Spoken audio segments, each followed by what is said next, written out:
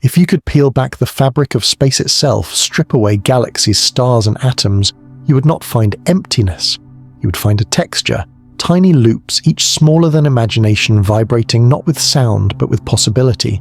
That, in essence, is what physicist Abhay Ashtekar and his colleagues describe as loop quantum gravity, a theory daring enough to weave spacetime from threads so fine that distance and duration themselves come in discrete quanta. So, before we continue, hit like and subscribe so you don't miss a single revelation as this story unfolds moment by moment in real time. Tell me in the comments where you're watching, from what time it is there, and whether you believe we're hearing the whole truth about what's unfolding above our heads. And if you want to keep the signal alive, share this video on X, Facebook, Reddit, or even just with the people who still look up at night. You are the reason we can keep following the impossible, and for that, thank you. In Einstein's universe, gravity is geometry. Space bends around mass, and mass moves along that curve. But when you follow that curve down into the heart of a black hole, or back toward the first instant of the Big Bang, Einstein's smooth geometry falters. Distances shrink to zero, densities surge to infinity, and the equations fracture into silence. Ashtekar's insight was that perhaps space-time cannot truly collapse, because it is not continuous. It is granular, like fabric woven from invisible fibers. Compress it too far and those fibers push back. The loom itself resists the fall. In this quantum vision, gravity is not a single force pulling inward. It is the collective behavior of these microscopic loops. Under normal conditions, their tension manifests as attraction. But at unimaginable densities, trillions of times the core of a neutron star, their structure reverses. Gravity becomes repulsive, turning collapse into rebound. The universe, instead of ending in a singularity, bounces. To imagine it, think of a drumskin struck in slow motion. It flexes inward, energy gathering in the curve, and then rebounds, sending a new wave outward. The Big Bang might have been such a rebound, the crest of a cosmic oscillation following an earlier contraction. In laboratory simulations of quantum geometry, mathematicians find that space-time volume never reaches zero. The equations stop just before infinity curve, and then open again, a mathematical inhale after a cosmic exhale. If this is true, the birth of our universe was not the first dawn, only the latest in a lineage of dawns.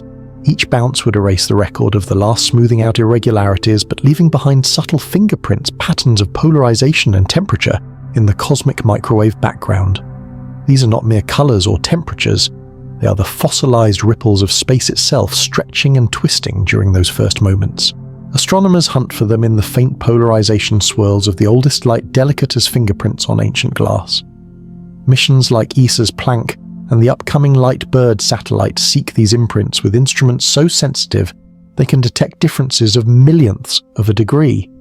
If found, those patterns would confirm that before the Big Bang, the universe did something astonishing. It changed direction. The idea feels almost poetic, but it's grounded in physics. Quantum rules that govern the tiniest particles might also govern the entire cosmos, ensuring that no collapse is ever final, no silence ever lasting. And somehow this story of rebound feels familiar. Nature, even on Earth, never ends with endings.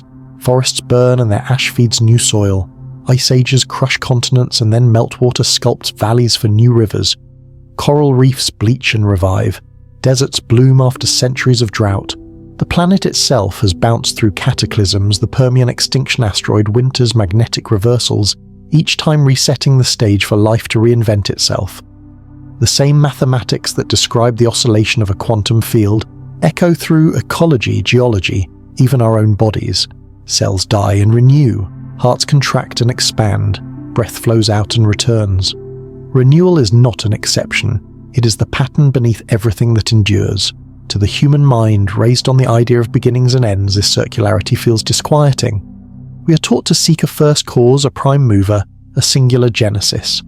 But the universe may not share that bias. It may be less like a novel with a first page and more like a melody, one phrase resolving into the next, each cadence carrying the memory of what came before. If space-time is indeed woven from loops, then existence itself might be rhythmic. Every expansion could be a beat, every collapse a rest. The galaxies are just the notes that swell between. And when we map the faint light of the ancient sky, we're not just studying history, we're eavesdropping on the rhythm of creation. Somewhere in that rhythm may lie an even deeper truth. If each universe inherits structure from the one before, then perhaps our own laws of physics, The strength of gravity, the charge of the electron, the nature of time are not fixed constants, but inherited traits passed down like DNA across cosmic generations. A kind of evolution written in geometry, not genes. The thought bends perspective. It suggests that even in the vast impersonal cold of the cosmos, renewal is fundamental, that nothing ever fully dies, it only changes form and waits for the next note.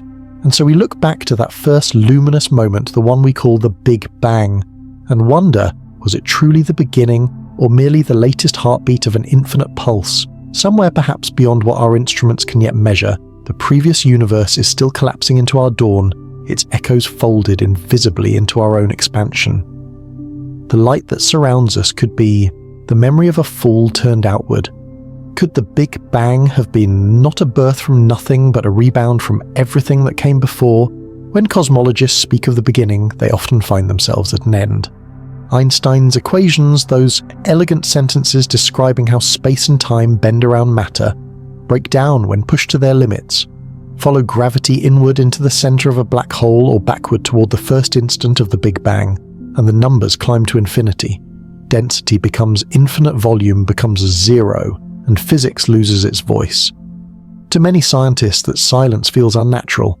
The universe, after all, abhors infinities. That is where Abhay Ashtekar and his colleagues at Penn State began to listen differently. What if space itself is not smooth but stitched? In their theory of loop, quantum gravity, space-time is woven from unimaginably small loops quanta of geometry so tiny that each is a single thread in the cosmic cloth. These loops can stretch and twist, but they cannot be crushed to nothing. Compress the universe enough and those threads push back. Gravity, which once pulled everything inward, suddenly turns repulsive. Instead of a final collapse, there is a rebound, a bounce. Picture space-time as an ancient fabric on a loom. Galaxies are embroidered along its surface, clusters like beads glinting in the weave. As the cosmic pattern contracts under gravity's pull, the threads draw tight but never snap. At the critical moment, tension turns to resilience. The weave flexes outward, and a new expansion begins. In this vision, the Big Bang was not a singular creation from nothingness, but the latest recoil in a long series of cosmic heartbeats. If that is true, traces of the previous contraction might still whisper through today's universe. Astronomers search for those whispers in the polarization of the cosmic microwave background, the oldest light we can see.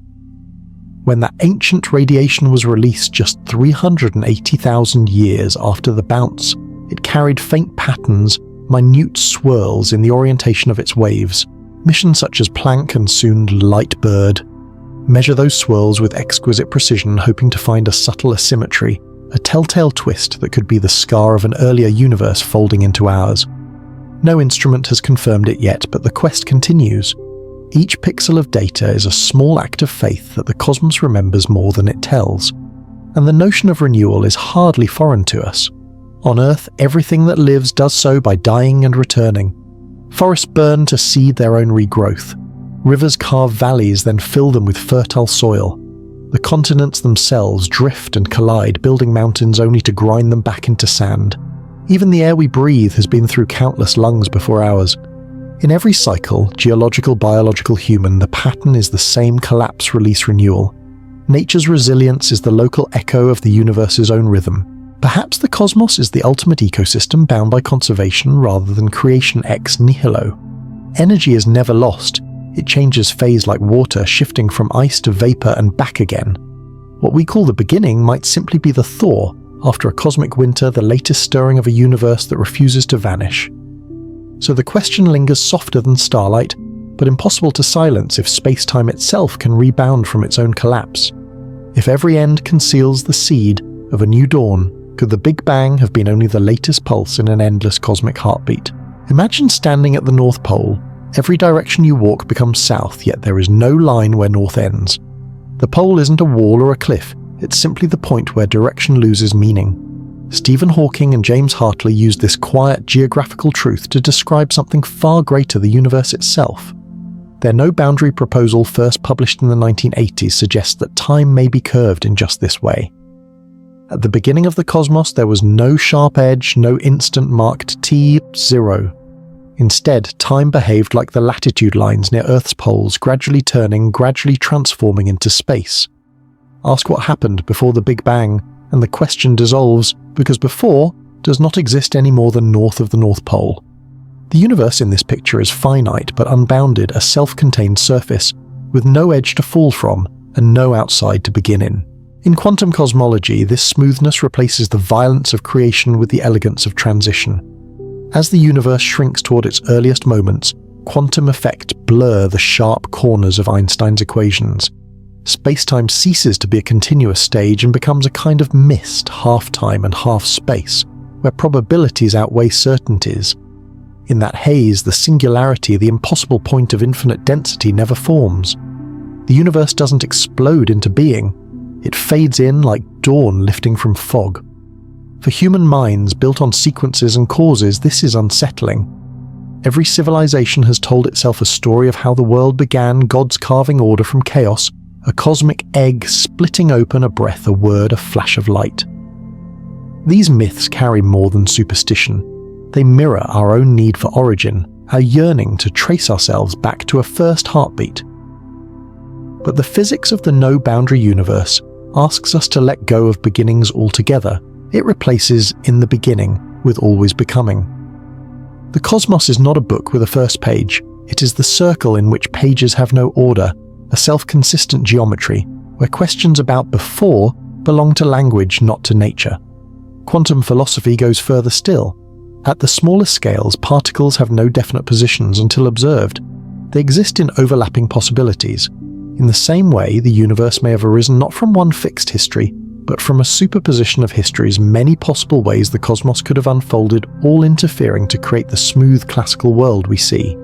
Hawking likened it to waves on a pond. Every ripple contributes, but together they form a single calm surface.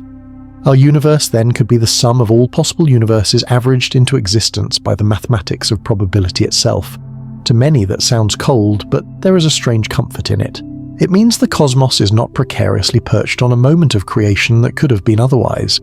It simply is timeless in its totality, with each second of our lives threaded into the same seamless fabric that extends backward without edge.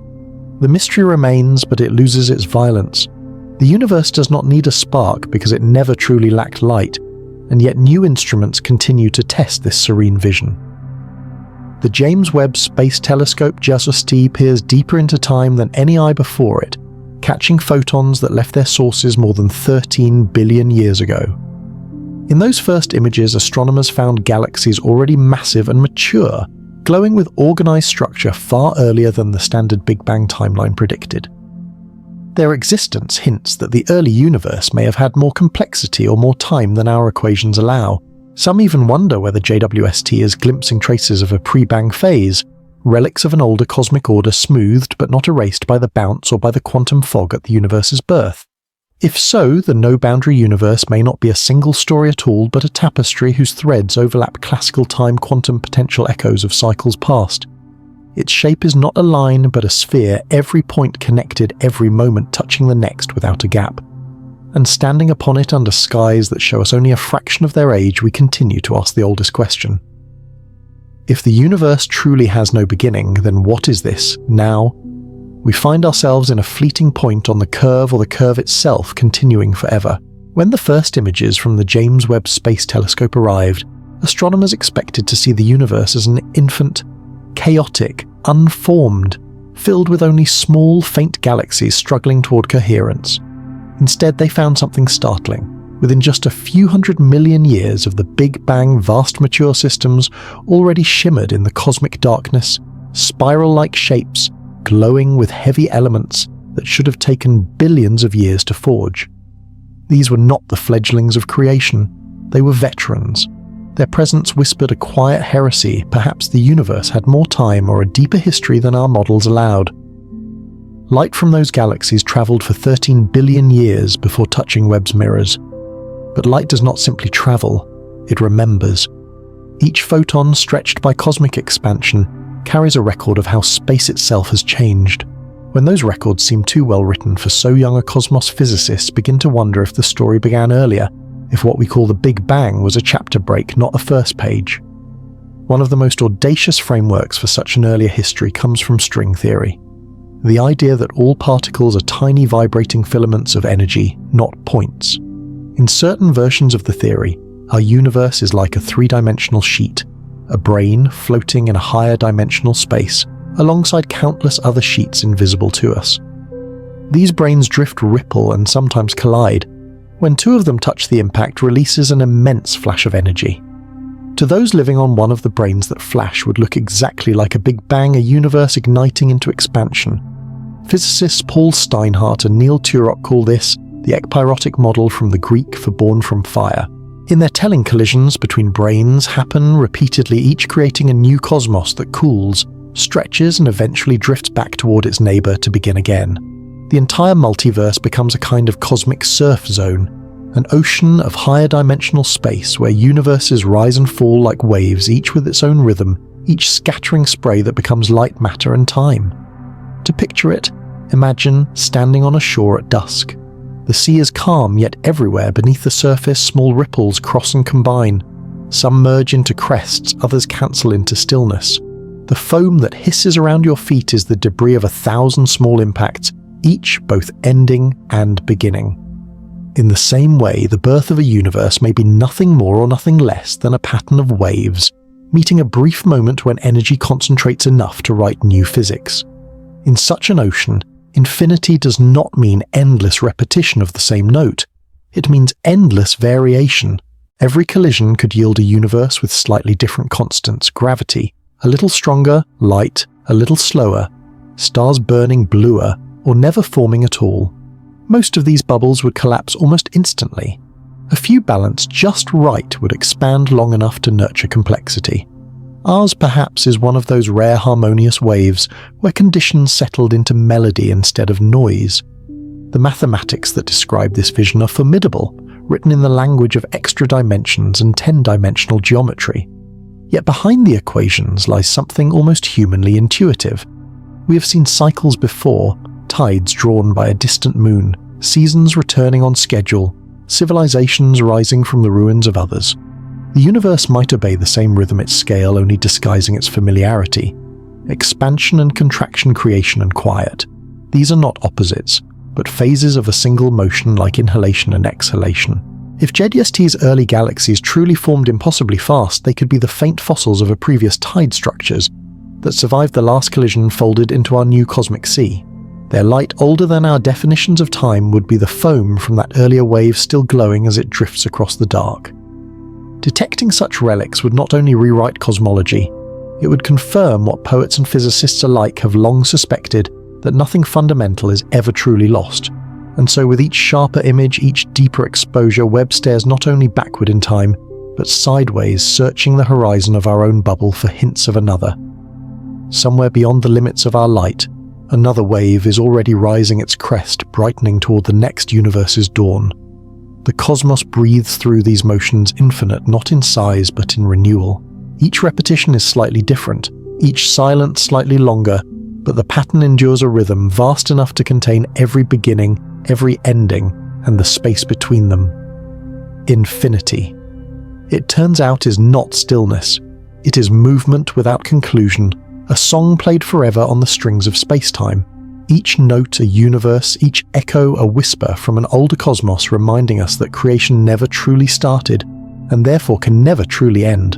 In the deepest vacuum that science can make a chamber colder than interstellar space, emptied of every molecule and stripped of light itself, there is still movement. Not mechanical, not visible, but restless all the same. The quantum world refuses silence. Even when we take everything away, something remains, a faint invisible tremor woven into the fabric of existence. Physicists call it vacuum energy, though the word vacuum hardly fits a place so alive. To understand it, imagine space not as an empty stage, but as an ocean seen from beneath the surface. What looks calm from above is on closer view a storm of invisible currents. Quantum fields, vast sheets of energy that fill the entire cosmos, rise and fall in perpetual motion. Every point in space is alive with these oscillations, particles and antiparticles appearing and vanishing too quickly to see. They are called virtual particles, though their effects are real enough to measure. In 1948, the Dutch physicist Hendrik Casimir predicted something astonishing. If you place two metal plates extremely close together in a vacuum, they should feel a tiny pull toward each other. Not from magnetism or gravity, but from nothing itself. The gap between the plates excludes certain quantum vibrations, leaving slightly fewer waves inside than outside. The imbalance pushes the plates together. When the experiment was finally performed, the force was there, a minuscule pressure born from emptiness. This became known as the Casimir effect, proof that empty space hums with energy even when stripped bare. Close your eyes and picture it a sea of ghostly ripples, invisible surf, breaking silently against the shores of matter. Every atom of your body floats in it. Every photon rides its crests. The rhythm never stops, a soundless music underlying all things. In laboratories, we hear its echo as faint fluctuations in electromagnetic fields. In the cosmos, we see its consequence in the way galaxies drift apart. For this vacuum energy, scaled up to cosmic size, may be what we now call dark energy, the mysterious pressure accelerating the universe's expansion. When astronomers measured how fast distant supernovae were receding, they expected the pull of gravity to be slowing them down. Instead, the opposite was true, the universe was speeding up. To explain it, scientists turned back to the restless vacuum. The same zero-point energy that nudges Casimir's metal plates might on the larger scales be stretching spacetime itself. In the most widely accepted model of cosmology, dark energy makes up about 68% of everything that exists. All the stars, planets, nebulae, and galaxies together account for less than 5%. The rest, the dominant share of reality, is this invisible hum, this sea of energy without light. It is almost unbearable to think that the cosmos runs on silence. The night sky dazzles us with its constellations, but the real power lies in what cannot be seen. Between every 2 stars, between every 2 atoms, the vacuum vibrates with unspent possibility. Even nothing is unwilling to be still. Somewhere inside that endless unlit ocean, the same fluctuations that press metal plates together may have once blossomed into everything, the quantum flicker that inflated into a universe. And even now, as galaxies recede and time flows forward, those vibrations persist, indifferent yet continuous, the faint heartbeat beneath all creation. Take a slow breath and let the thought settle. The universe shines, not because of the light it holds, but because of the darkness that sustains it. For the void itself, that invisible surf of quantum motion, holds more energy, more power, more mystery than everything that shines. In physics, stability is never absolute, only postponed. Even the space we trust to be solid beneath our feet may rest on a temporary foundation, like a ball perched in a shallow valley. It appears steady, yet one unseen tremor could send it rolling into a deeper hollow. This image, simple but unsettling, is how scientists describe what they call a false vacuum, a fragile version of reality that looks permanent only because the true ground lies farther below. At the heart of this idea is the Higgs field, an invisible lattice permeating all of space. Discovered indirectly in 2012 through the detection of the Higgs boson at CERN, it is the field that gives particles their mass, the reason matter has weight and structure at all. Without it, electrons would race at light speed, atoms could not form, and the universe would dissolve into radiation. Yet theoretical models suggest the Higgs field may not sit at the bottom of its potential energy curve. Instead, it may rest on a ledge, a metastable plateau. Our entire cosmos could be balanced there, exquisitely poised, but not forever. Stephen Hawking once warned with the dry calm of a man used to staring into infinities. The Higgs potential has the worrisome feature that it might become metastable at energies above 100 billion giga-electron volts. In other words, the field that built the world could in theory shift to a lower state. Should that happen, a tiny bubble of true vacuum would form somewhere in space. Its edge, a front of irresistible physics, would expand outward at the speed of light, rewriting everything it touched. The laws that allow atoms to exist, the constants that set the colors of stars and the chemistry of life would all change in an instant. No pain, no warning, just a silent rewriting of reality. It sounds apocalyptic, and in a sense it is the simplest, cleanest ending imaginable, a universe slipping from one rulebook to another. But before fear takes hold, perspective returns. The numbers are enormous. Calculations suggest that such a vacuum decay is so improbable, it may not occur for trillions upon trillions of years long after the last star has gone dark. The universe will have cooled into near-stillness entropy, complete before any quantum fluctuation could summon that final bubble. By then there will be no eyes left to see it happen. Yet even this hypothetical instability carries a strange beauty. It reminds us that permanence is an illusion, that what we call solid is only a balance of forces enduring for a while. The earth, the sun, every thought in every mind, all are temporary harmonies of a cosmic field still humming beneath them. Fragility, far from being a flaw, is the condition that allows motion, time, and change. If everything were truly fixed, nothing could evolve. The universe would be a sculpture instead of a song. Perhaps that is the secret gift hidden in the idea of a false vacuum. It tells us that even the most stable reality is still dynamic, still capable of transformation. The same quantum flicker that might one day unmake the universe also made it possible in the first place. The fields that threaten to collapse are the same ones that created stars, planets, and life. From the void's restlessness came structure. From uncertainty, every certainty we know. So rather than fear the fragility of all things, we can see in it a kind of grace, the quiet assurance that the story never truly stops. If the vacuum can decay, it can also bloom again. Somewhere in some future beyond time, the collapse of one false vacuum could be the ignition of another universe, its first light shimmering where ours faded away. Take a slow breath. The air around you, the space between galaxies, the Higgs field itself, all of it hums in delicate balance, a lullaby of temporary peace. It may last longer than any star, longer than thought itself, but it is still only a pause in the grand rhythm. The universe may be fragile, but fragility is what allows it to begin again. From fear rises wonder, from stillness, renewal, proof that even the most uncertain reality can be quietly, endlessly reborn. In the beginning, not of time, but of this unfolding, there was a tremor, a quantum whisper in an otherwise silent void. Out of that whisper came a storm of expansion so sudden, so complete, that the universe doubled in size not once, but more than 60 times in less than a fraction of a second. This is cosmic inflation, the bold idea first proposed by Alan Guth in 1980 to answer a simple but haunting question. Why does the universe look so uniform, so balanced, so smooth on the larger scales? Guth's answer was radical. The newborn cosmos, he said, did not emerge gently, it inflated. A single patch of space-time smaller than a proton suddenly expanded faster than the speed of light. It wasn't matter moving through space. It was space itself, stretching, dragging everything with it.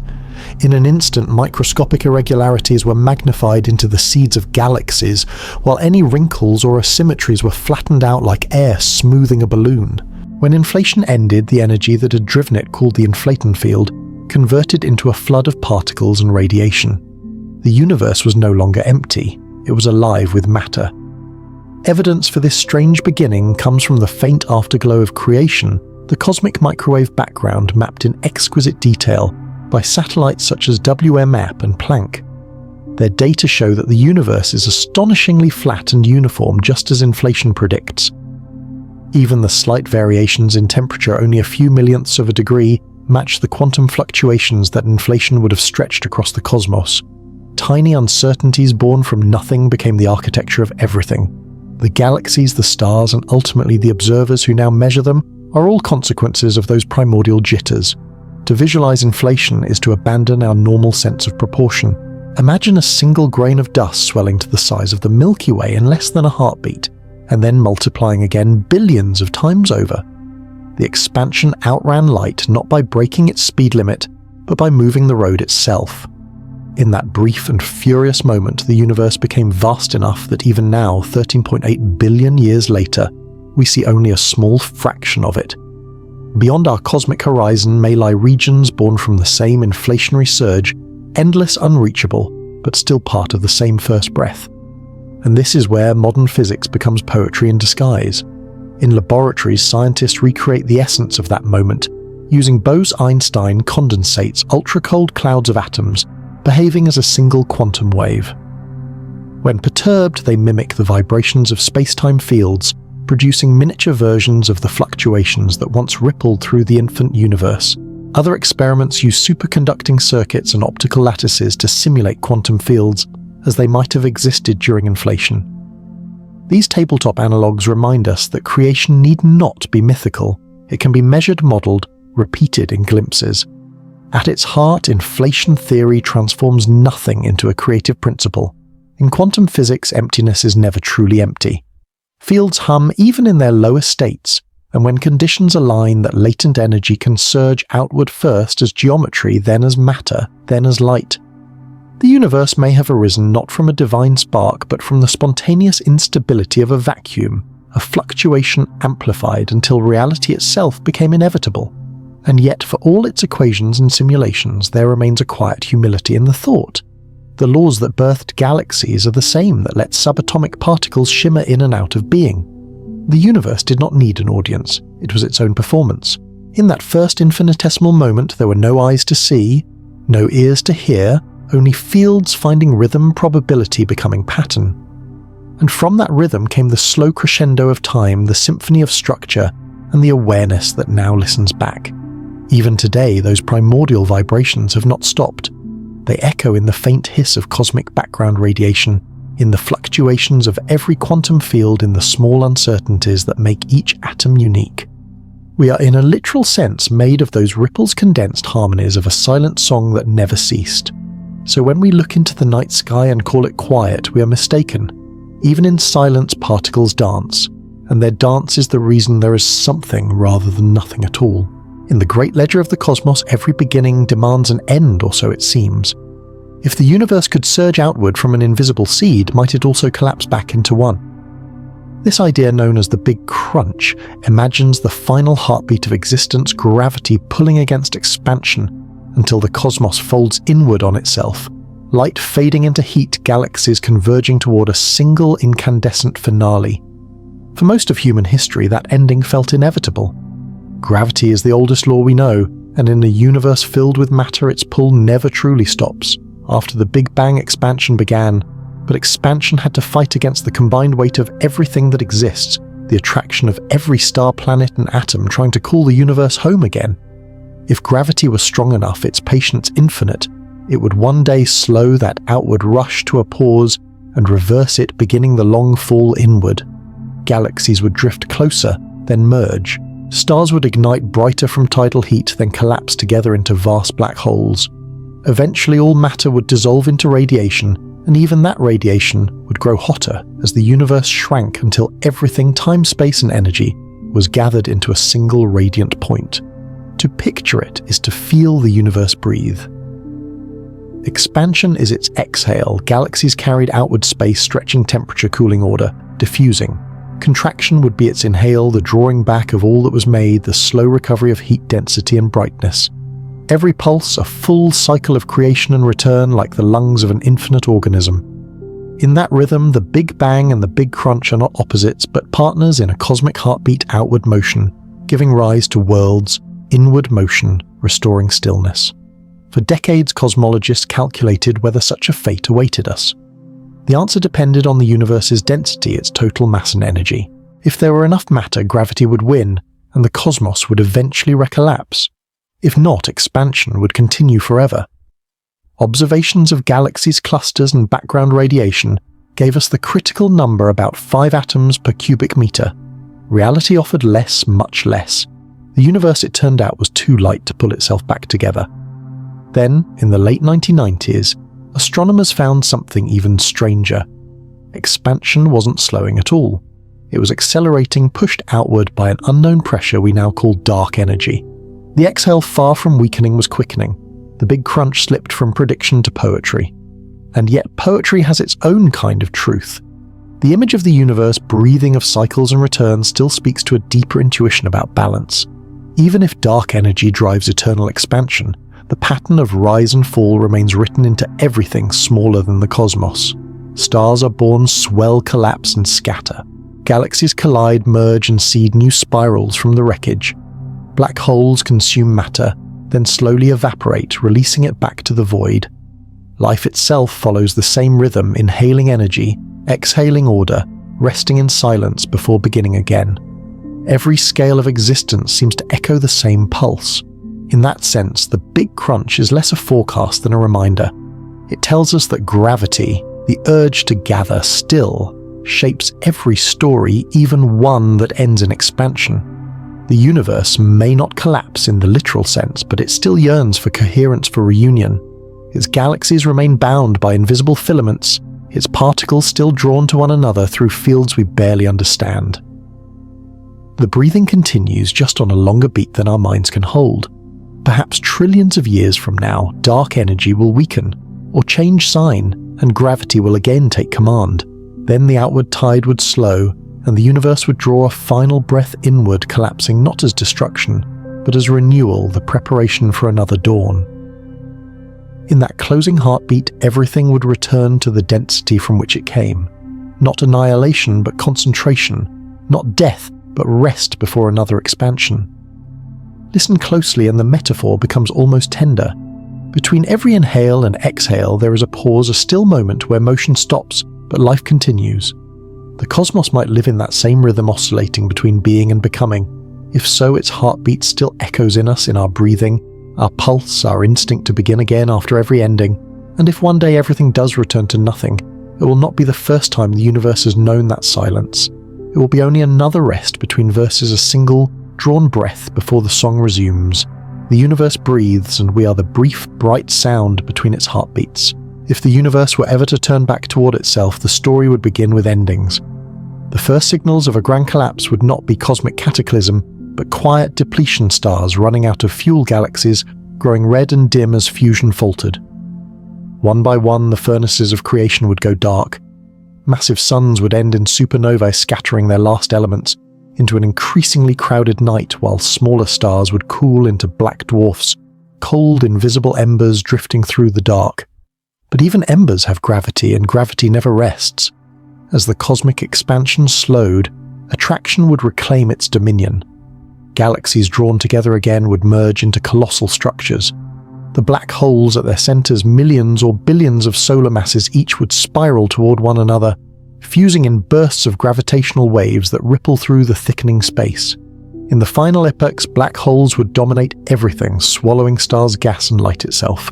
The universe would grow dense and hot once more, until even those black holes began to merge into a single, all-consuming horizon, the seed of a new beginning.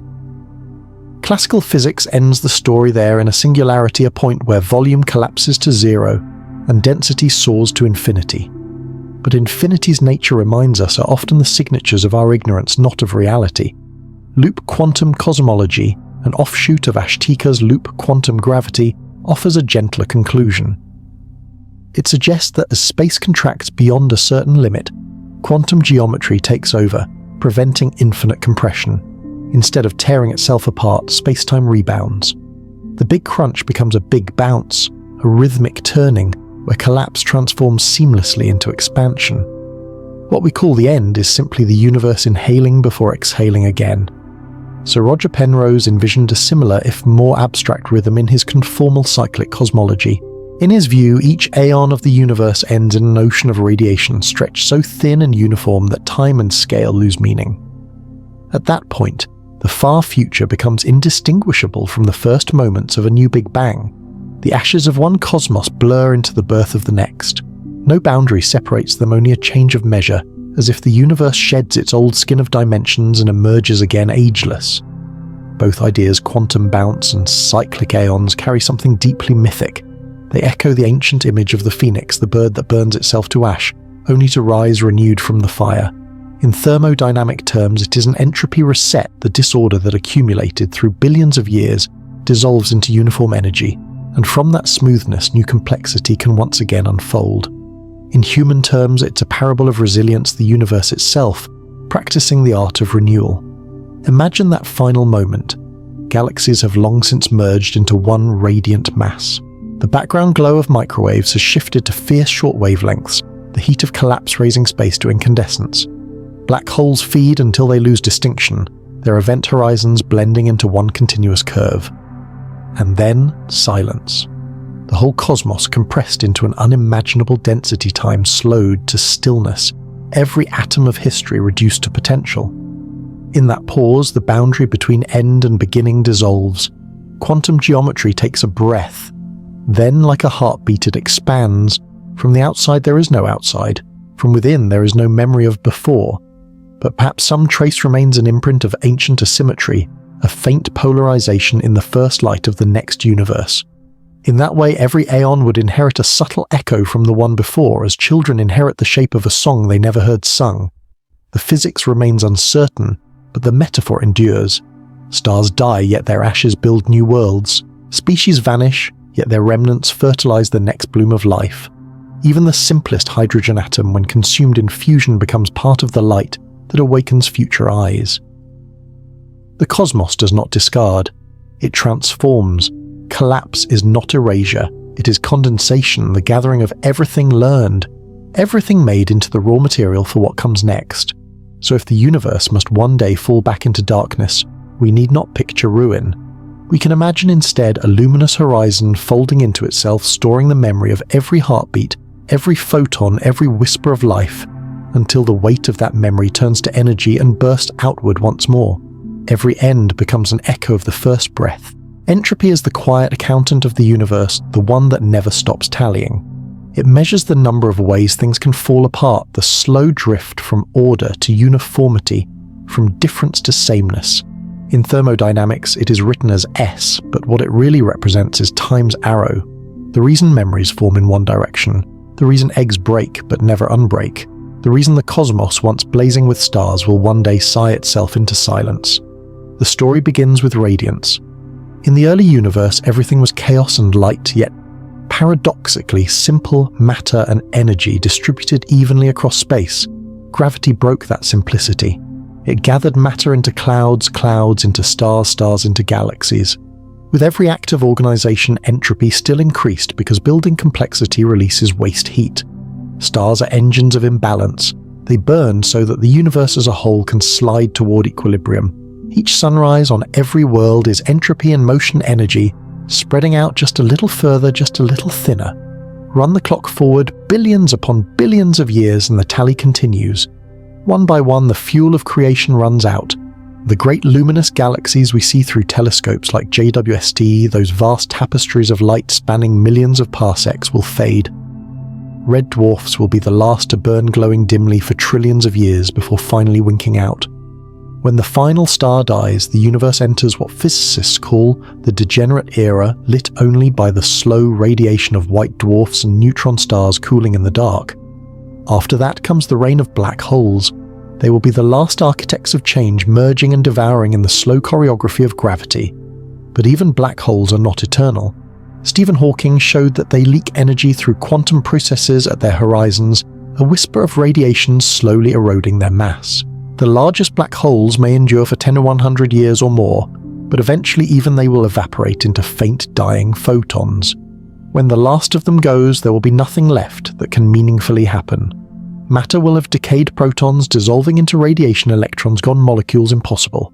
The universe will stretch to such vastness that a single particle of light could cross 1 trillion light-years without ever striking another. No gradients, no reactions, no clocks left to tick. Physicists call this final stillness the heat death, not because of fire, but because all temperatures equalize all motion balances and nothing can exchange energy with anything else. This is entropy's final entry, the slow exhale of creation. It is the moment when time itself loses shape because time depends on change. Without contrast, without before and after, the universe ceases to narrate itself.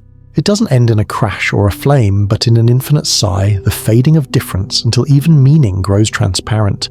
And yet as we contemplate that horizon, we turn our eyes back through instruments like the James Webb Space Telescope, our quiet reverse time machine. Its golden mirrors catch light from when the universe was young and crowded, when entropy was still an uphill climb. Every galaxy it reveals is a message from the era when time had texture, when the cosmos was writing its first sentences in matter and light. We look backward because the forward view is silence. The act of seeing becomes defiance, a human way of folding time back on itself to remember that the universe once sang. In the end, perhaps time will not stop so much as dissolve. Its flow will flatten into a single endless moment too even to distinguish past from future. Somewhere within that equilibrium, the last photons will still travel ghosts of an age when difference existed, carrying the memory of motion across a universe too calm to notice. And if awareness itself has long faded, still the pattern remains the echo of expansion, the residue of all that once was vivid. Time will lose its shape, but its shadow entropy's long patient line will stretch on forever. When nothing changes, time forgets how to pass. The cosmos will rest not in death but in perfect stillness, the pause between breaths waiting for the next beginning to find it. When the universe has cooled past imagination, when every star has long since gone dark, and even the memory of light feels like rumor, the cosmic stage may still not be empty. The equations refuse to sleep. Deep within that frozen expanse, quantum fields will continue to hum their lowest notes, trembling beneath absolute zero. From that quiet hum, a new story might begin. Physicists at Stanford, CERN and beyond have long wondered what happens after the so-called heat death. If quantum fluctuations can stir even a perfect vacuum, then stillness is never final. In the mathematics of eternal inflation, the energy that once propelled our universe's birth doesn't simply fade, it lingers, capable of igniting again wherever a fluctuation crosses a certain threshold. Each spark would form a tiny bubble of space-time, expanding faster than light, inflating into a new cosmos with its own laws, its own constants, its own notion of time. To us trapped inside our particular bubble, the background appears silent and finished. To the larger multiverse, it is alive with embryonic universes, each budding invisibly from the quantum foam. From the outside, these new creations are smaller than atoms. From within, they bloom into boundless skies. It is the ultimate act of recycling the universe, using its own decay as seed for renewal. The image has a strange familiarity. On Earth, life obeys the same hidden grammar. A forest burns its ashes, cooling under rain, yet beneath the soot. Dormant seeds wait for sunlight. Cells die and divide. Wounds heal by renewal, not repair. Even a single human heartbeat carries within it a rhythm of destruction and creation, cells ending, cells beginning.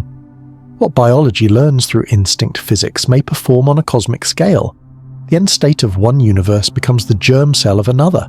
At Stanford's Institute for Theoretical Physics, models of false vacuum decay and bubble nucleation attempt to quantify this process. Simulations show that quantum fluctuations, though small, can amplify under the right conditions, triggering miniature inflations.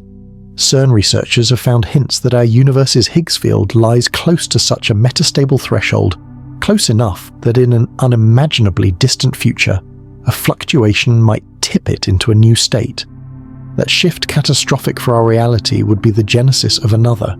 In the mathematics, there is no final zero, only transformation. If that sounds abstract, consider what it means poetically. The cosmos, even at its most desolate, contains the code for resurrection.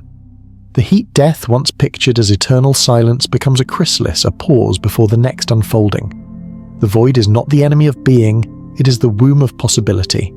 Perhaps that is why the concept of end feels wrong to us. We sense, even without equations, that endings conceal beginnings. Every decay releases energy. Every disintegration frees the ingredients for something new.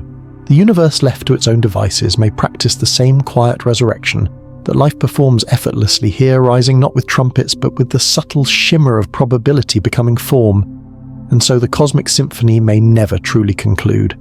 Each universe cools, dissolves, and hands its baton to another, the melody shifting slightly with every cycle.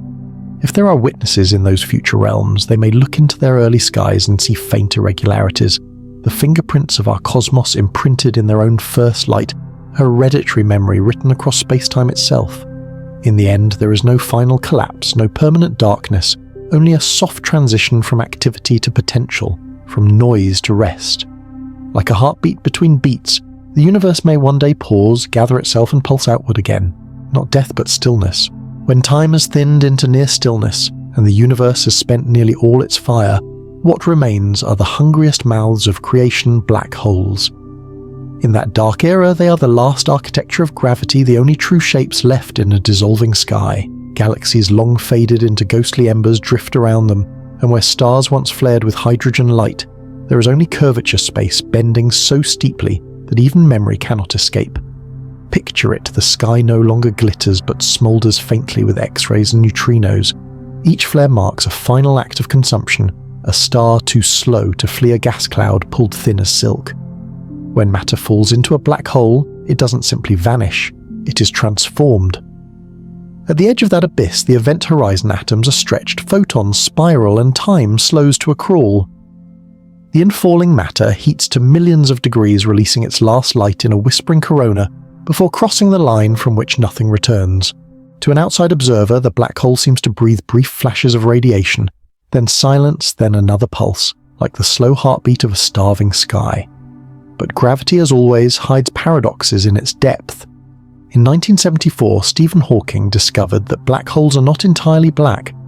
Quantum mechanics, operating even at the edge of nothingness, allows pairs of virtual particles to flicker into being. When this happens near the event horizon, one particle may fall inward while the other escapes. The escaped one carries energy away, and to distant eyes it looks like faint heat, a glow against the cold called Hawking radiation. Through this imperceptible trickle, a black hole slowly evaporates, losing mass bit by bit. Large ones, those born from galactic centers, will outlast entire epochs, radiating so weakly that 1,000 universes could bloom and die before they fade. But fade they will. Small black holes, perhaps those forged in the earliest moments after the Big Bang, will disappear first, dissolving in bursts of gamma light. The giants will follow their final flicker, a quantum sigh, after trillions upon trillions of years. The last spark of structure releasing itself back into the sea of space-time. Imagine that final twilight. Across a universe gone cold, the only light comes from those dying breaths. A few photons here, a wave of radiation there, the last embers of a cosmos that once burned with uncountable suns. Each black hole is both tomb and torch, devouring the remnants of matter, yet feeding the emptiness with a final vanishing warmth. They are the universe's closing punctuation marks periods of darkness, each followed by a whisper of light. And yet, even as they fade, a question lingers: are black holes truly endings, or are they beginnings hidden behind an event horizon? We've learned that information cannot be destroyed. It only changes form. If so, then every atom consumed by a black hole still exists. Its data encoded in the rippling geometry at the edge of darkness. Some physicists suspect that when a black hole finally evaporates, it releases that encoded information in subtle quantum signatures, the universe's way of keeping memory. So perhaps these dark hearts are not graves at all, but bridges. In their slow breath, we might hear the echo of something older, the rhythm of cycles, the murmuring continuity that has never stopped. Even in the silence of the starving sky there is motion. Even in the depths of nothing, the universe still remembers how to breathe. They were once thought to be cosmic graves, the final punctuation marks at the end of every story. But black holes, it turns out, may also be gateways. Their darkness is not silence. It is a door we do not yet know how to open. When Stephen Hawking first proposed that black holes emit radiation, he also introduced a terrible puzzle, the information paradox. According to quantum mechanics, information about the state of matter can never be truly destroyed. Yet relativity seemed to say that whatever crosses the event horizon is lost forever. How could both be true?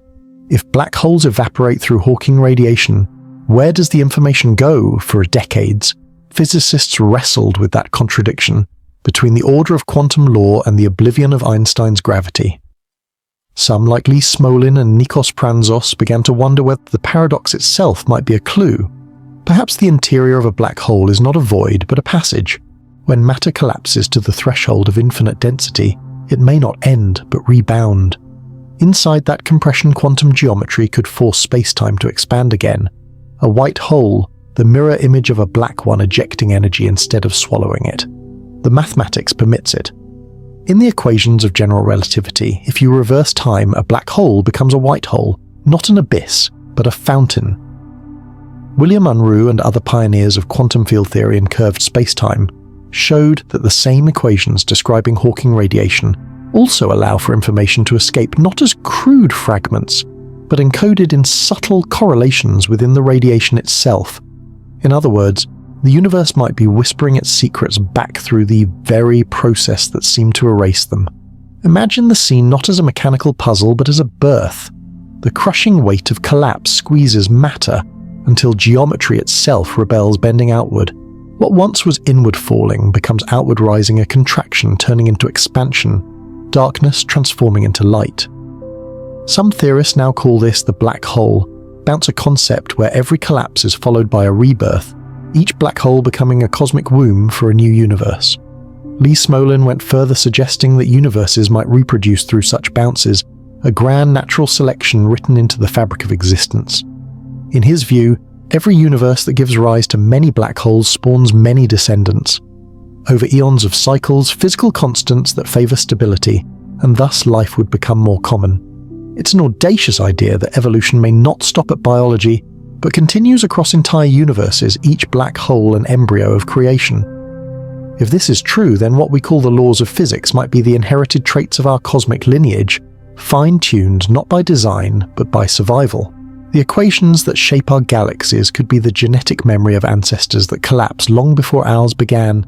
In this light, the black hole's horizon is no longer an executioner's blade, but a veil. Beyond it, perhaps space is still unfolding, a newborn cosmos swelling beyond our reach. Its first light, invisible to us, might already be washing across some other sky. We cannot know for certain. Our instruments cannot see past the horizon. Yet even our ignorance carries beauty. The thought that every black hole could be a seed, that creation hides within destruction, transforms the abyss into something almost sacred. It's a humility older than science itself, an echo of myths that spoke of worlds born from chaos of life emerging from the underworld. To stand beneath a night sky filled with invisible black holes is to stand in a forest of possibilities. Each unseen giant could be the root of another cosmos, its gravity not a prison, but a promise. And when we speak of darkness now, perhaps we should do so not with fear, but with reverent curiosity, the same quiet awe our ancestors felt when they first looked at the stars and wondered what lay beyond them. Because maybe in the deepest night of all, something is always being born. If creation could be biological, the black hole would be its cell, each one a dark nucleus dense with the instructions for rebirth. From the outside, they seem final points of no return. But from the inside, the equations whisper something astonishing they might divide. The idea is called cosmological natural selection, proposed by physicist Lee Smolin, and it turns the universe itself into an evolving organism. In this view, every black hole is a reproductive event. When a collapsing star's core reaches quantum density, space-time doesn't tear, it rebounds. The singularity gives way to a quantum bounce, an internal Big Bang. From that bounce, a new universe could emerge sealed off from ours by the horizon that hides its birth. Each of these newborn universes inherits its physical constants, gravity charge, the strengths of forces from its parent. But perhaps not perfectly. Tiny variations slip through, like mutations in DNA. Some universes collapse quickly, unstable or sterile. Others expand cool and endure long enough to form matter stars and eventually life. Over countless generations, the universes best suited to form black holes become the most prolific parents in the multiverse. It's evolution, written not in genes but in geometry. If that sounds abstract, think of how nature repeats herself. A dying star scatters heavy elements into space, and those ashes become the minerals of new planets. A tree falls its body, feeding the soil that nurtures its seedlings. In every scale, from the microscopic to the cosmic, life reuses its endings as beginnings. The hypothesis only extends that logic the cosmos may be doing what every living system does, transforming collapse into continuity. Recent loop quantum gravity simulations from research teams at Penn State and Marseille lend mathematical weight to this poetic vision. When space-time is modeled as discrete woven from quantum loops, collapse never reaches true infinity. Instead, gravity turns repulsive at the smaller scale, producing an outward push that mimics inflation. In those simulations, the bounce produces its own expanding space-time, its own universe separated from ours by a quantum horizon. The data don't prove Smolin's hypothesis, but they show that nature tolerates it. The laws allow the womb to exist. If such cosmic reproduction is real, then our own universe might be a descendant, a child born inside a black hole of another. Our constants, the charge of the electron, the mass of the proton, the delicate ratio that allows stars to burn steadily, might be evolutionary artifacts passed down through cosmic ancestry. We might live in a universe fine-tuned not by intention, but by inheritance. And in that sense, the universe becomes not a cold machine, but a lineage, a living chain of creation stretching beyond time. Its anatomy mirrors the logic of biology: birth through compression, death through expansion, renewal through transformation. Even the quantum bounce itself resembles the pulse of a heart: contract, rebound, breathe, begin again. As we drift through the aftermath of these imagined births, we reach a strange frontier. Beyond galaxies and black holes, beyond the bright skeleton of the cosmic web, there are vast gulfs of almost nothing, silent regions, where gravity loosens its hold and the universe seems to breathe outward into stillness once more. If the black holes are the wombs of new realities, then what lies between them may be their amniotic sea, the great cosmic voids. And that is where we go next, to the spaces between everything, where creation hides in silence waiting to be seen. If you could travel far enough beyond the galaxies, past the tangled filaments of light, and the crowded clusters of stars, you would eventually drift into an ocean of almost nothing. The glow of the Milky Way would fade behind you. The last starlight would dim until the universe around you was black, not with shadow, but with absence. You would be inside one of the great cosmic voids, the silent lungs of the cosmos. The largest of them, the Bhuta's void, stretches more than 330 million light-years across an emptiness so vast that if our entire galaxy sat at one edge, thousands more could fit between us and the other side. Yet within that enormous expanse, astronomers have found only about 60 galaxies where there should be tens of thousands. When Robert Kirshner and his team at Harvard first mapped it in 1981, they described it as a hole in the universe. Later surveys from the WMAP and Planck missions reveal that such voids are not rare. They make up about 80% of all cosmic volume, woven between the filaments that form the Great Cosmic Web. Still deeper lies the Eridanus supervoid, spanning nearly 1 billion light-years. It aligns almost perfectly with an odd blemish in the cosmic microwave background, a region known as the cold spot, where the temperature is about 70 microkelvin cooler than its surroundings. For years, scientists debated whether it was merely a statistical fluke or a real structure bending light in subtle ways. But data from Planck and ground-based telescopes suggest the cold spot could indeed be caused by the Sachs-Wolf effect, photons losing energy as they pass through an underdense region of space-time. The light from the dawn of the universe crosses that void, and like a traveler climbing a hill, it arrives weaker, cooler, stretched by emptiness itself. Modern instruments continue to map these silent expanses. The Euclid mission, launched by ESA to study dark matter and dark energy, now charts the geometry of these voids with astonishing precision. By tracing how galaxies cluster and how gravity bends light around emptiness, Euclid helps reveal how the universe's invisible forces sculpt the shape of everything. In those measurements, cosmologists find balance where matter gathers space curves inward. Where voids yawn open, it stretches outward. The two balance each other like inhalation and exhalation, an unending cosmic respiration. But what would it feel like to enter one? Imagine drifting across a gulf where no star burns within millions of light-years. The darkness isn't oppressive, it's soft, velvety, endless. Your ship would move without reference, every direction the same. The last faint photons from galaxies would fade into infrared whispers. Space itself would seem to breathe, expanding minutely around you, the pressure of nothing pushing outward. There would be no up, no down, only equilibrium, the soundless pulse of a universe in perfect poise. These voids are not dead. They are the spaces that make structure possible. Just as music needs silence between its notes, the universe needs these intervals of nothingness to give shape to what is. Matter alone could not define form. It is the absence between that sculpts meaning. The voids are where gravity exhales, where the tension of creation releases before it gathers again. In a way, to study the void is to study the universe's capacity for balance. Even emptiness participates in the cosmic conversation, its hollowness tugging on the fabric of space-time, influencing how galaxies cluster, how light travels, how expansion accelerates. The void is not the enemy of being, it is the partner of presence. So as you drift deeper into this black ocean, realize that silence is not absence. It is the equilibrium that allows everything else to exist. In the still heart of the void, the universe is neither alive nor dead, it is simply balanced, waiting for the next breath, the next flicker of light, the next act of becoming. Take a slow breath. Between each inhale and exhale, there is a moment of stillness, the same stillness that holds the stars apart. In that pause lives the quiet secret of the cosmos that even in emptiness there is meaning. Silence is balance, not absence. The universe does not expand in silence, it breathes. Across the vast scaffold of the cosmic web, galaxies cluster along filaments like glittering alveoli, and between them stretch the dark, swollen lungs of the voids. It is in these hollows that the cosmos exhales, releasing its tension, making room for everything else to exist. Astrophysicist Carlos Frenk once described these immense spaces as the lungs of the universe, regions that slowly expand and contract as cosmic structure evolves. Gravity draws matter inward toward the filaments, the inhalation, while dark energy pushes outward in the voids, the exhalation. Together they keep the universe in a delicate rhythm, expansion balanced by attraction, chaos, balance by symmetry.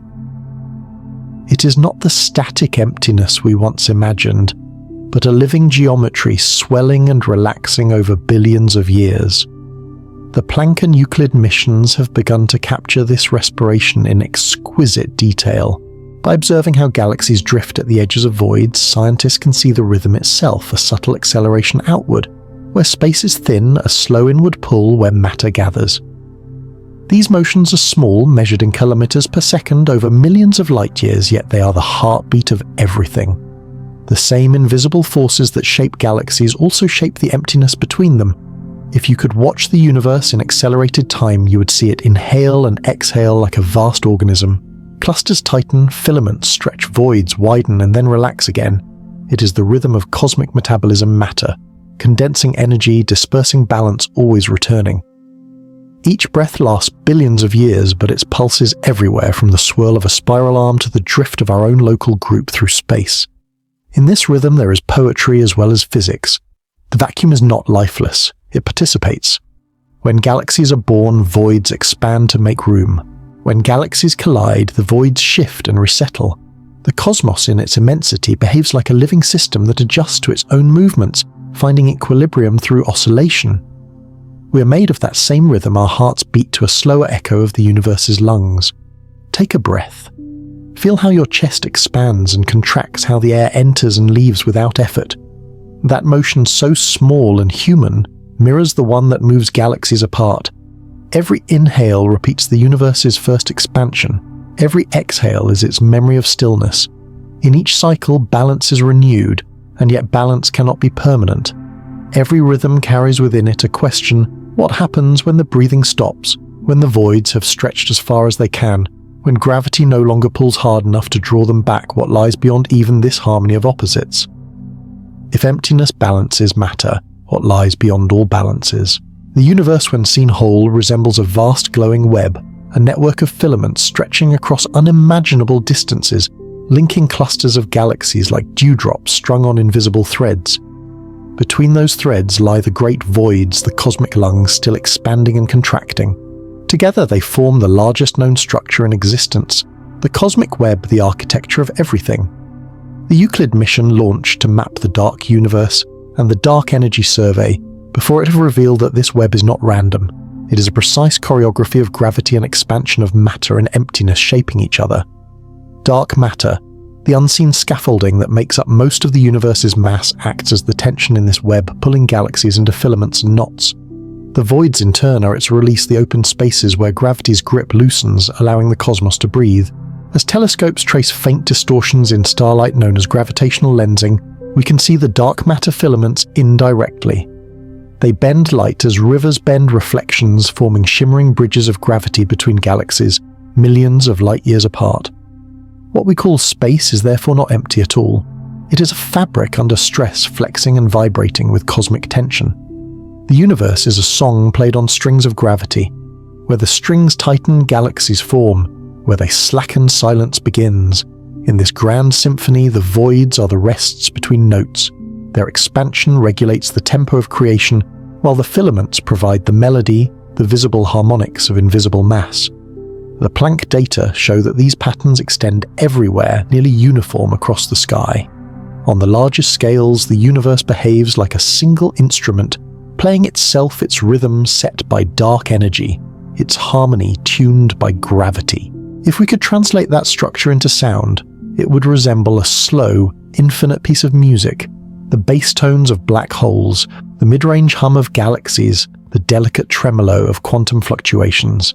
Even silence would have pitch. We living within this resonance are part of its vibration, tiny harmonics of a cosmic chord that began 13.8 billion years ago and has never stopped reverberating.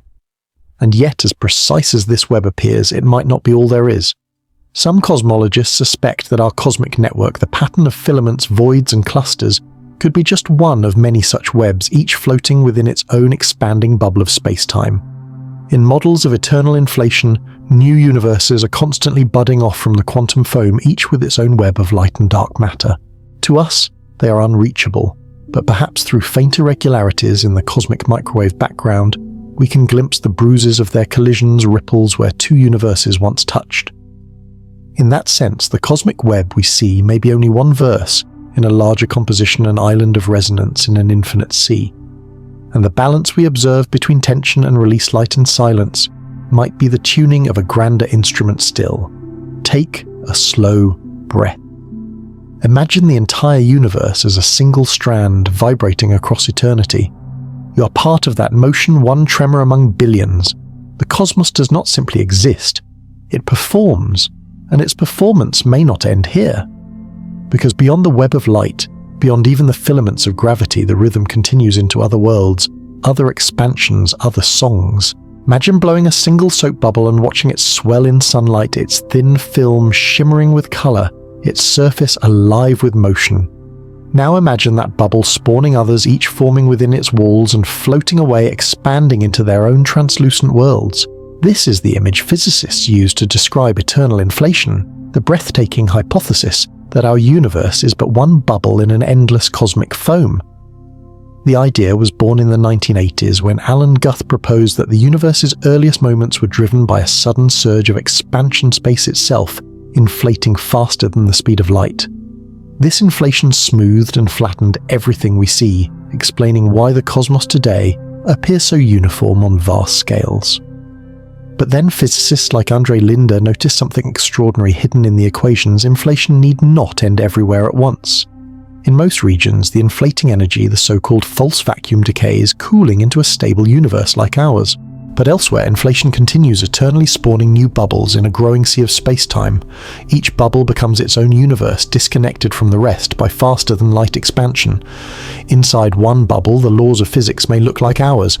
In another, they may differ entirely. Gravity may be weaker, time may flow differently, stars may never form. Together, these bubbles form a multiverse, an infinite mosaic of realities, each with its own beginning and its own sky. The analogy is almost too perfect, a film of quantum energy stretching, tearing and reforming, every rupture birthing a new world. The cosmic microwave background, CMB, may even carry hints of this greater ocean.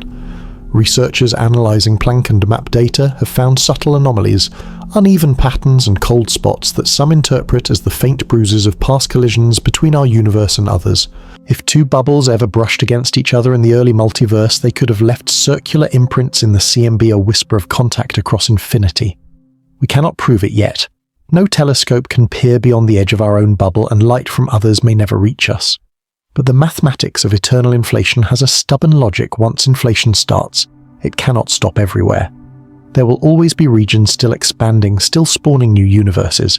Creation in this view is not a single event, but a continuous process, a cosmic chain reaction without end. To grasp it is to feel both awe and humility. Our Milky Way, our solar system, our planet, our every thought is a tiny vibration inside one bubble itself, drifting in an infinite foam of worlds. Each moment of our lives is suspended in a space that may be one of countless others, forever blooming beyond our reach. The night sky above us, vast as it seems, might be only the faint interior glow of our own cosmic membrane. And yet there is comfort in that vision. Infinity is not cold, it is creative. Every bubble is a chance, every fluctuation a beginning. The same laws that gave rise to us might be playing variations of their melody across the multiverse, composing realities as effortlessly as breath. We are not at the center, nor at the edge, but somewhere in between, in a universe large enough to include both wonder and mystery. Perhaps when we gaze at the deepest fields of the James Webb Space Telescope, we are not just looking backward in time, but sideways, across eternity, seeing in the faintest flickers of ancient light the trace of a process still unfolding far beyond comprehension. In that vision, humility becomes the truest form of knowledge, for even if the multiverse's infinite meaning still blooms here in this one fragile bubble, where consciousness has risen to ask the question. To look into infinity is to understand that existence itself is the miracle. Infinity humbles, but it also invites. The bubbles drift forever, glimmering in the void, each one a note in the endless song of being. If the multiverse of eternal inflation is a sea of cosmic bubbles, then the quantum multiverse is the ocean within each drop, an infinity folded inside the ordinary. It doesn't require new universes to bud off through cosmic inflation. It claims they branch from every quantum event constantly and visibly right here and now. This is the Everett interpretation proposed in 1957 by a young Princeton graduate student named Hugh Everett III. Confronted with the strange rule that observation seems to collapse a quantum wave into one result, Everett dared to suggest the wave never collapses at all. Instead, it divides. Every possibility that could happen does happen, but in a separate branch of reality. When you flip a coin in one universe, it lands heads, in another, tails. You two split, one watching heads fall, another watching tails. Quantum mechanics, he argued, describes not uncertainty, but multiplication, the universe perpetually cloning itself to preserve every outcome. Later cosmologist Max Tegmark organized these dizzying concepts into 4 levels of multiverse. Level 1 regions beyond our cosmic horizon, other stretches of space with the same laws but different initial conditions. Level 2, the inflationary bubbles of eternal creation, each with its own constants of physics. Level 3, Everett's quantum branching universes, every possibility playing out simultaneously. Level 4, the ultimate abstraction, every consistent mathematical structure, every set of possible laws existing as its own universe. Together they describe reality as layered beyond imagination, nested infinities within infinities, each version of you making choices in parallel corridors of probability. Somewhere or another you paused before crossing the street. Another became a poet instead of a physicist. Another never existed at all. It's a staggering idea, an existence not singular but symphonic, each life one thread in a quantum tapestry that reweaves itself with every decision, every photon absorbed, every neuron firing. In such a universe, nothing is truly lost, yet no one is ever exactly the same. But this vision raises an ancient question with new urgency. If everything that can happen does happen, what becomes of choice? Are we free, or merely witnesses to our branching? Perhaps both. Free will may be the name we give to the branch we experience the act of inhabiting one strand of possibility out of countless others. Determinism and freedom in this view are not opposites but perspectives. The wave function of reality contains all futures. Consciousness traces one path through it, sculpting the infinite into a single story. Quantum theory insists that measurement is not passive. To observe is to interact to create information that wasn't there before. The observer is not outside the universe, but part of its machinery, co-authoring its evolution. Each act of seeing, each experiment, each perception is a choice point where potential becomes experience. In that sense, observation itself is an act of creation. If that is true, then every thought, every glance contributes to the cosmos unfolding. You are not drifting through an indifferent multiverse. You are one of its instruments, tuning it through awareness. Somewhere across a near infinite expanse of branching worlds, every version of you hums a slightly different note, but together they form a harmony, the sound of possibility itself. In the end, perhaps there is no single reality, only perspective, like prisms catching the same light in different ways. Every universe, every choice, every version of you is the universe perceiving itself from a new angle. And in that endless self-perception, reality keeps becoming.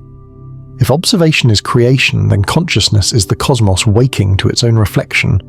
What we call you may simply be the point where infinity learns to see. From where we stand, the universe looks vast beyond comprehension, but it is also limited. Every telescope, no matter how powerful, peers across only a finite sea of light, about 46.5 billion light-years in every direction. That sphere is what cosmologists call the observable universe, the region from which light has had time to reach us since the Big Bang. Beyond it, space continues, but its light has not yet arrived.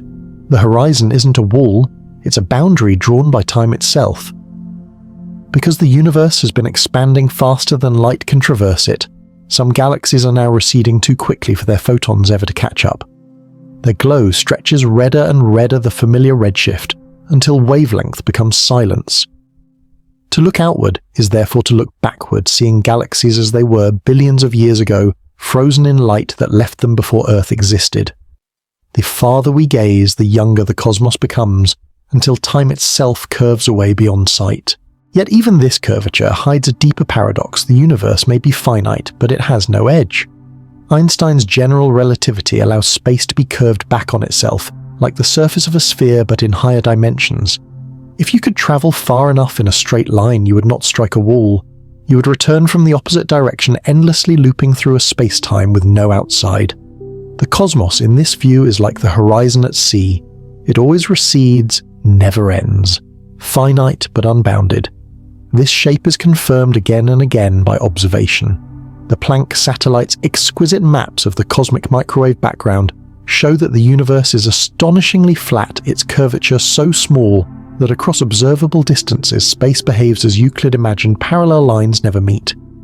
But flat on this scale doesn't mean infinite. It could simply mean that we are standing on a patch of an unimaginably vast curve, the way a sailor on Earth mistakes the ocean for a plane. Infinity may only be our perception of a curvature too gentle to feel. To grasp this is to sense both confinement and freedom. The cosmos offers us a horizon, but no prison, a boundary that moves as we move. As our instruments improve the James Webb Space Telescope Euclid and those yet to come, the horizon stretches farther, revealing what was once hidden, but always there. It is a mirror that retreats as we approach a reflection of how knowledge expands but never concludes. Perhaps the universe is less a place than a question that folds back on itself. Every photon we capture is the cosmos remembering a younger version of its own face. The edge we seek dissolves as we reach for it like a coastline made of fog. So when we speak of the edge of the universe, what we really mean is the edge of understanding, the point where perception meets patience. Beyond it, the same laws likely continue curving through space, like the arc of a slow, endless wave. To live within such a universe is to inhabit wonder itself, always finite in view, infinite in feeling. Stand for a moment beneath the night sky. The stars above you are not scattered on a ceiling. They're woven into the same surface that bends beneath your feet. You're standing inside a curve so vast it feels flat, inside a question so immense it feels still. There is no edge, only continuity, only return. The horizon is not an ending, but an invitation to keep walking, to keep seeing, to keep asking. Gentle awe is the only fitting response to a cosmos that never runs out of itself. The edge isn't there because the universe is still unfolding and we are part of the curve. If the universe has no edge, could it instead be a mirror, one so vast that we can never see what it reflects?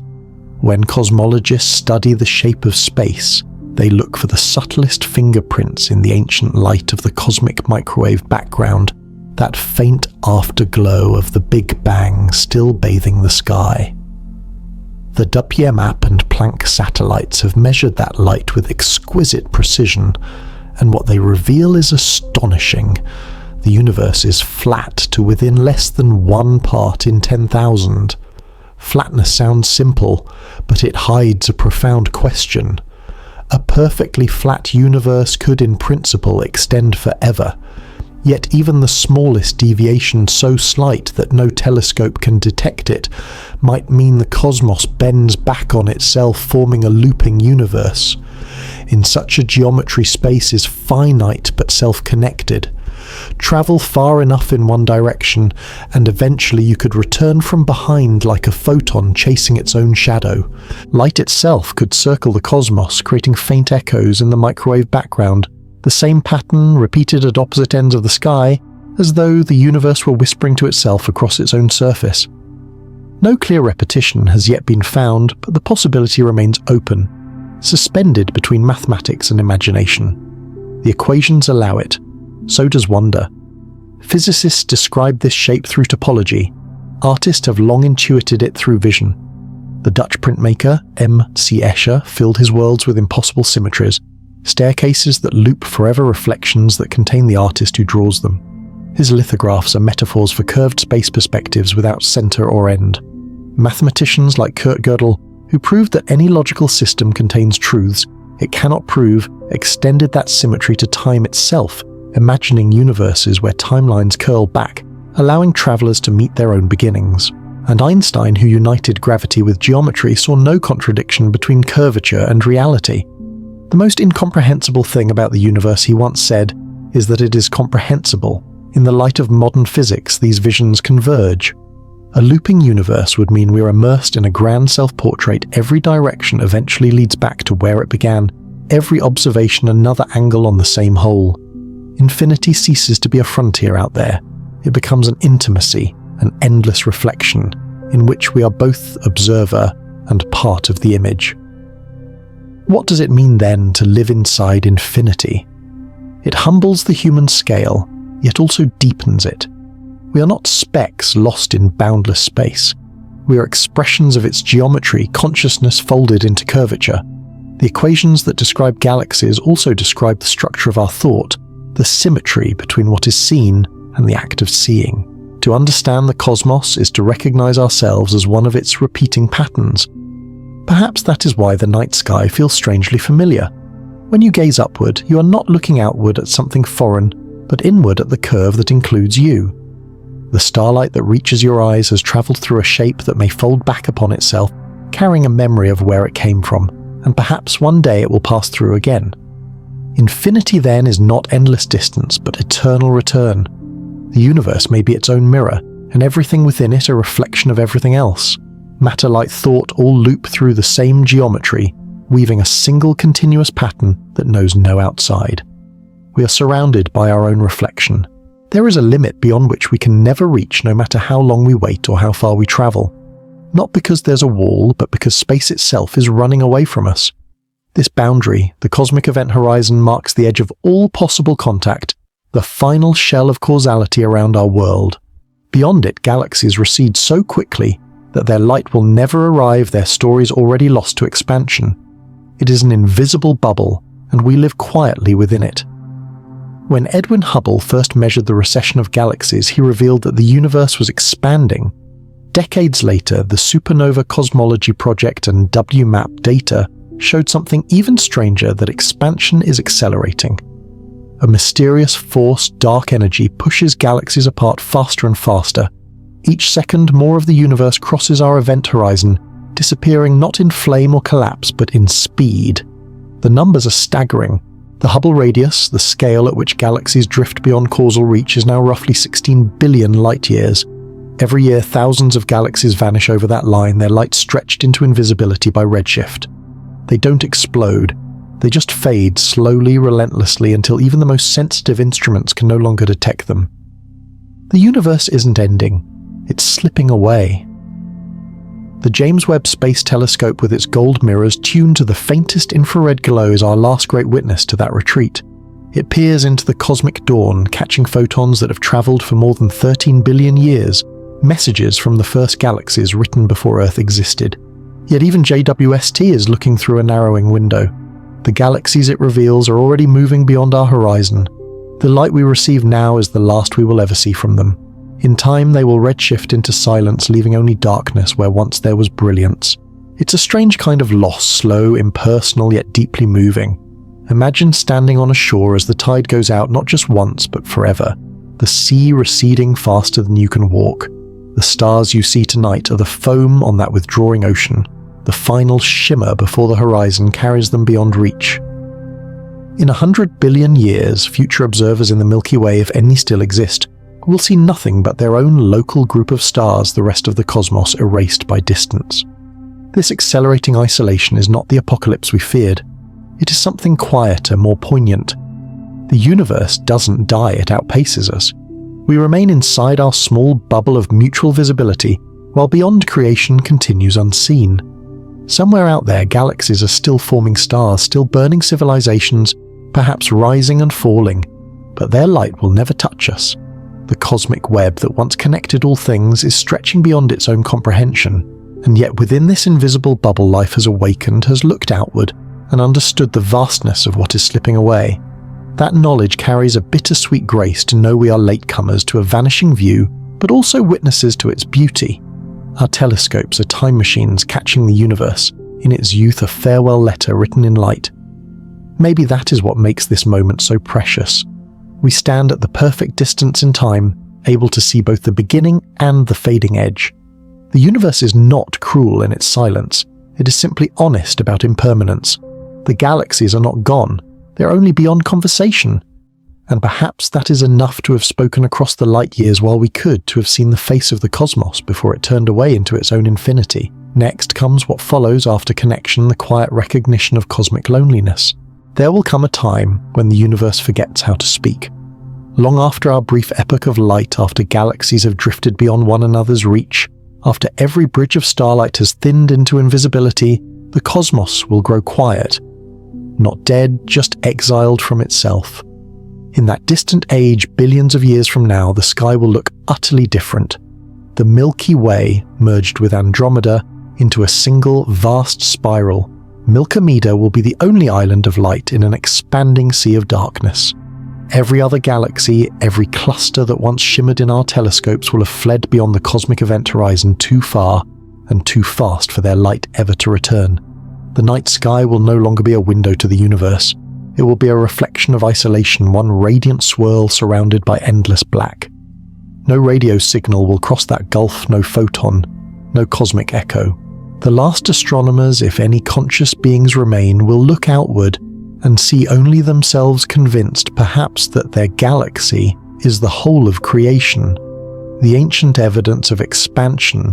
The cosmic microwave background, the fingerprints of the Big Bang, will have red-shifted away, smoothed into nothing.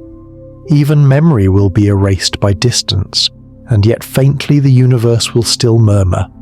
Gravitational waves, those ripples in space-time first detected by LIGO, will continue to drift through the void, long, slow tides left over from ancient collisions.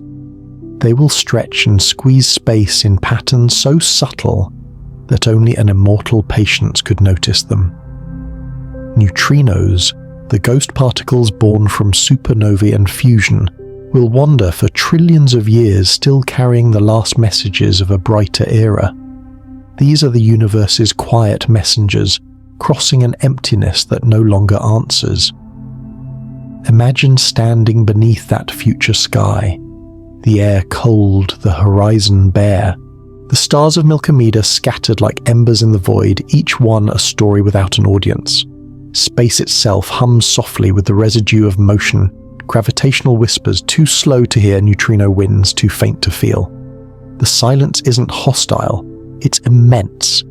You would feel the weight of everything that has been lost, yet also the strange calm of completion. Because there is a kind of beauty in that final solitude. The universe has always been moving toward equilibrium, toward stillness, and in that stillness there is peace. All the noise of creation, the fire and collision, the roaring birth of stars was never meant to last forever. It was meant to fade, to rest, to exhale. We, the beings alive today, exist in a privileged twilight, the visible age when the universe is still bright enough to tell its story. We can see nearly to the beginning, trace the web of galaxies, measure the afterglow of creation. We stand between the first light and the last word, the brief interval when the cosmos reveals itself before withdrawing into silence. Perhaps that is what makes our moments sacred. To live in an era when the stars still speak across billions of years is to witness the universe before its exile, to hear its voice while there is still time to listen. The galaxies are not vanishing. They are simply moving beyond conversation, carrying their light into eternity. And though we cannot follow, we can remember. We can tell their story while the night is still awake. In the end, that may be our role, not to prevent the quiet, but to honor it, to be the consciousness through which the cosmos for a fleeting moment knows it was once connected. We live in the visible age, and that is a kind of miracle. In the farthest reaches of time, the universe may not end in silence, but in breath, a long exhale so deep that space itself unravels. The idea is called the Big Rip, and it begins quietly with dark energy, the mysterious pressure that drives cosmic expansion, growing ever more dominant as the eons unfold. When cosmologist Robert Caldwell and his colleagues first proposed the phantom energy model in the early 2000s, they described a universe whose expansion accelerates not toward stability, but toward disassembly. If dark energy's strength increases faster than gravity can restrain it, then the expansion of space will not merely separate galaxies, it will eventually overcome every bond in existence. Not with explosions or fire, but with smooth, unstoppable motion, a cosmic undoing, soft and absolute. The mathematics is eerily elegant. Galaxies drift apart until even their stars are unbound. Planets lose their orbits, atoms, their cohesion, molecules, their meaning. The fabric of space stretches so quickly that in the final moments no 2 points can communicate. First clusters dissolve, then solar systems, then worlds, then the very atoms of matter. In the last fraction of a second, even the protons and neutrons that define physical reality will be pulled apart by the expansion of space-time itself, and then no boundaries, no distances, no time. Only the long exhale into pure geometry. It sounds apocalyptic, but it is strangely peaceful to imagine no crash, no flame, just separation growing until all relations cease. The universe returning to what it was before it knew form. Euclid and NASA's Nancy Grace Roman telescope, both designed to measure dark energy's fingerprint, are the first faint instruments of that awareness. They chart how galaxies drift, how expansion accelerates, how the cosmic breath deepens with time. Through their observations, we are learning whether our universe is truly heading for that terminal expansion, or whether dark energy is steady, eternal, allowing infinity to continue unbroken. Either way, the lesson is the same: endings follow the same laws as beginnings. The Big Rip, if it comes, will not be a violation but a fulfillment of the universe's design. Just as gravity gathered matter into stars, dark energy will one day loosen it again, restoring balance in the only way possible through release. The cosmos was born from tension, and perhaps it must end in relaxation. Imagine watching this final exhalation unfold. Galaxies, once grand spirals, fade into smooth mist. The constellations that guided generations of beings dissolve, each star slipping gently beyond reach. Planets drift into darkness like autumn leaves carried by a current too vast to see. There is no panic, no pain, only the quiet surrender of structure to simplicity. Space opens not as destruction but as rest. And yet even in that dissolution there is a kind of mercy. The same physics that allows the world to exist allows it to end. The same equations that describe the dawn describe the dusk. To accept that symmetry is to understand the universe as it is a rhythm, not a monument. Perhaps this is what all things are moving toward, not cataclysm, but completion. The final breath of a universe that has spent itself into peace. When gravity has spoken its last word and light its last syllable, what remains will not be nothingness but equilibrium. Everything that ever was will still exist, dispersed evenly across the fabric of being beyond the reach of distinction. The universe will have returned to balance the way all motion eventually must. In that long exhale lies no tragedy, only calm. For even the stars must sleep, and every law of physics is at its heart a promise that what begins will one day rest. In the end, the story of the universe is not one of fire or finality, but of breath, expansion and contraction, silence and song, darkness and dawn, all parts of a rhythm older than memory. We have traced that rhythm from the first flicker of light to the last whisper of heat, from the hum of the quantum void to the drift of dying galaxies. Everywhere we looked, endings became beginnings and stillness became seed. The cosmos, it seems, never stops creating. Even when stars fade and time slows, quantum fields stir in the dark, dreaming of new worlds. In the Big Bounce, collapse becomes birth. In eternal inflation, every bubble spawns another sky. In the heat, death fluctuations hum the faint overture of a new beginning. The same laws that allowed the first light to bloom will guide the final exhale into another breath. The universe has always known how to renew itself, and through it all runs a single current wonder. It is the quiet thread that connects galaxies to atoms, mathematics to myth scientists to poets. We are the universe noticing itself for a brief moment, gazing outward and inward at once. Our questions are not interruptions in its stillness, they are part of its music. Curiosity is how the cosmos listens to its own echo. There is humility in realizing how small we are, and grace in realizing that smallness does not mean insignificance. We live inside the only part of the universe that can see the rest. Every breath we take, every heartbeat is synchronized with that greater rhythm. The expansion of our lungs mirrors the expansion of space. The stillness between our thoughts mirrors the calm between cosmic cycles. We are made of the same fabric that stretches across time, and when we look into the night, we're seeing ourselves reflected across infinity. So, take a slow breath. Feel the rise and fall, the rhythm of everything that ever was. The stars above you are not distant, they are continuous with the space within you. Every atom in your body was forged in their light, scattered by their deaths and gathered again into consciousness. To exist is to participate in that endless exchange, to be both the question and the answer, both the breath and the silence that follows. The universe may one day grow still again, folded into perfect equilibrium, but that stillness will not be an end. It will be a pause, an intake of breath before another creation. And even then, long after light itself has rested, the echo of wonder will remain. For mystery is not what hides from us, it is what invites us to look. The night is endless. The stars drift in their patient silence. The breath of the cosmos continues calm and infinite, and in that rhythm between knowing and unknowing, something beautiful endures, the awareness of being part of it. Perhaps mystery is how the universe keeps us awake to wonder.